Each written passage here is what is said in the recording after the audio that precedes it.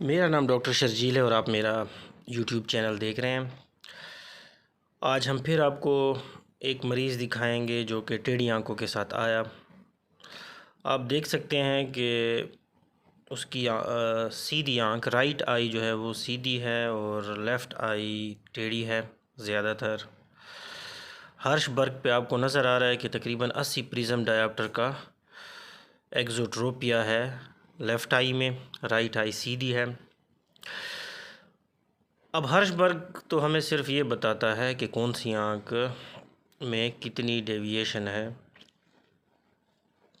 Vision इसकी दोनों आंखों में 6/9 थी। अब हम कवर टेस्ट कर रहे हैं दाईं आंख का, राइट आई का।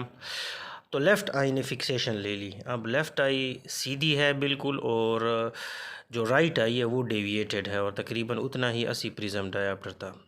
अब लेफ़्ट कवर करने पे राइट ने फिक्सेशन ली, फिर राइट कवर करने से लेफ़्ट ने फिक्सेशन ली। तो कवर टेस्ट हमें ये बता रहा है कि अल्टरनेट एक्सोट्रोपिया है इसको। अब हम इसकी एक्स्ट्रा ऑकुलर मूवमेंट्स चेक कर रहे हैं तमाम 9 कार्डिनल गेज में। प्राइमरी अप, अब प्राइमरी डाउन, अब लेफ़्ट अप, लेफ़्ट डाउन, जिसको लिवो एलिवेशन और लिवो डिप्रेशन भी कहते हैं, और राइट अप और राइट डाउन को डेक्स्ट्रो एलिवेशन और डेक्स्ट्रो डिप्रेशन भी कहते हैं। अब हम इसकी कन्वर्जेंस चेक कर रहे हैं। कन्वर्जेंस में आप देख सकते हैं कि एक आंख तो अंदर जाती है लेकिन दूसरी नहीं जा रही, तो इसकी कन्वर्जेंस भी कमज़ोर है। एक्स्ट्रा ऑकुलर मूवमेंट्स इसकी फुल थी। अब ये दूर देख रहा है, इसको हम चार्ट दिखा रहे हैं फार के लिए। तो ये फार की डिविएशन आप देख सकते हैं, क्योंकि जो स्क्विंट का मरीज़ होता है उसमें आपने दूर और करीब दोनों दिखाना है। अब हमने इसको फिक्सेशन टारगेट दिया और अब आप देख सकते हैं कि इसकी दोनों आंखें सीधी हो गई हैं।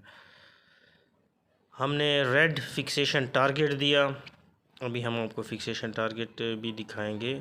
अब ये दूर देख रहा है, जब ये दूर देखता है तो इसकी एक आंख स्लोली ड्रिफ्ट्स अवे, ठीक है ना। तो ये जो आराम से आहिस्ता आहिस्ता एक आंख बाहर जाती है, तो ये डीकम्पनसेटेड इंटरमिटेंट एक्सोट्रोपिया में होता है। अभी देखें दोनों आंखें बिल्कुल स्ट्रेट हैं जब ये करीब के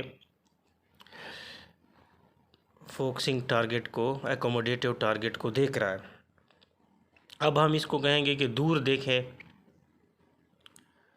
ये एकोमोडेटिंग टारगेट को। अब जैसे ही इसने दूर देखा, आपने देखा कि जो इसकी दाईं आंख थी, राइट आई थी, वो स्लोली ड्रिफ्ट अवे कर गई।